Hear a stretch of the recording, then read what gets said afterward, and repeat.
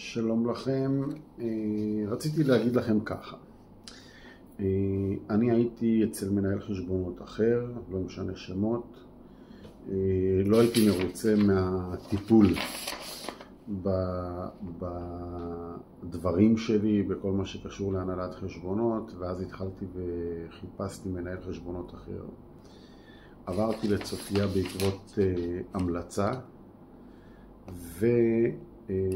המלצה דרך אגב של רואה החשבון שלי, ומאז אני יכול פשוט להגיד שיש לי שקט מכל הכיוון הזה של הנהלת חשבונות, ידע של צופיה, פשוט בכל מה שקשור לזה יש לי פשוט מאוד שקט. אני לא מתעסק בדברים האלה יותר, אני לא צריך לבדוק שום דבר פעמיים. ברגע שזה אצל צופיה אני יודע שזה סודר ובזה העניין יסתיים.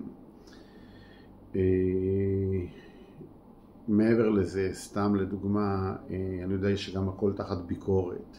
כל מה שקשור לבנקים, ויזות, ספקים, לקוחות, הכל מבחינתה אני יודע שהכל מתוקתק והכל מדויק, שזה לא פחות חשוב. לא פחות חשוב אפילו, אני יכול להגיד הכי חשוב. פעם הייתי רודף אחרי מנהל החשבונות שלי, מה קורה עם זה ומה קורה עם זה. היום המצב הוא הפוך. אנחנו מקבלים הודעות וטלפונים מצופיה, חסר לי זה, חסר לי זה, תדאגו לזה, כדי שהכל יהיה מסודר והכל יהיה מדויק והכל יהיה כמו שצריך.